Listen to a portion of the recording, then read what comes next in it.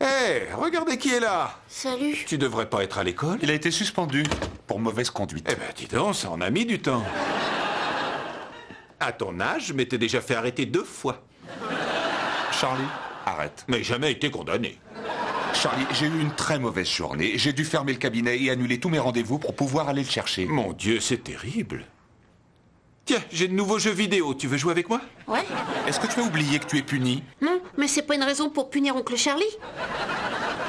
Dans ta chambre. Dans certains pays, il existe la présomption d'innocence. Et tu as avoué. Ah oui.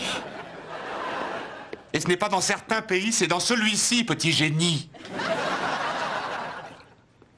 Qu'est-ce qu'il a fait? Quelque chose de monstrueux. Monstrueux comment? Je suis sûr qu'il a dû s'inspirer là-dedans.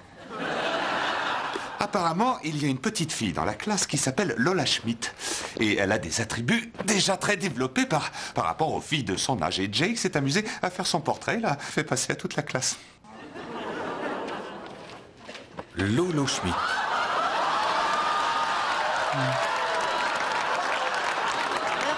Je ne l'ai montré qu'à une personne. Ce qui s'est passé après, c'est vraiment pas de ma faute.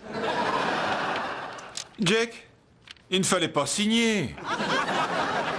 Oui, c'était une erreur et ça, je le regrette. Retourne dans ta chambre tout de suite. Ça sonne bien, Lolo Schmidt. Je vais l'accrocher sur la porte du frigo. Charlie, c'est très grave. Je le trouve très parlant, moi.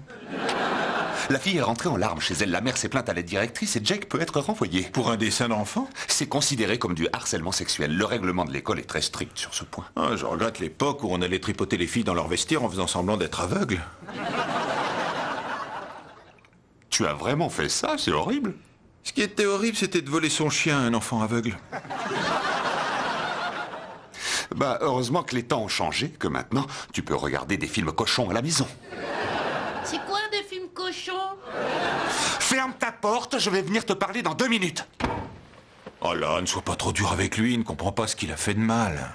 C'est vrai, je comprends rien du tout. Je croyais t'avoir dit de fermer ta porte. Elle est fermée? Va dans ta chambre. Ouais, j'y vais. Laisse tomber, je vais aller lui parler. Oh, tu veux m'aider, c'est nouveau. Qu'est-ce que ça veut dire, ça? Ça veut dire que si tu avais voulu m'aider, tu aurais décroché ton téléphone cet après-midi. Je ne pouvais pas. Tu vois, je peux pas compter sur toi. J'ai jamais pu compter sur toi. Je sais que je ne pourrai jamais compter sur toi. Et tu sais pourquoi? Parce qu'on ne peut pas compter sur moi. Oui, on ne peut pas compter sur toi, sale égoïste. Franchement, quel imbécile j'ai pu être de croire que je pouvais compter sur mon frère alors que j'avais désespérément besoin de lui pour aller chercher mon fils alors qu'il n'a même pas été fichu de décrocher son téléphone pour répondre à mon cri de détresse. Je suis désolé, mais à ma décharge, je ne pouvais vraiment pas.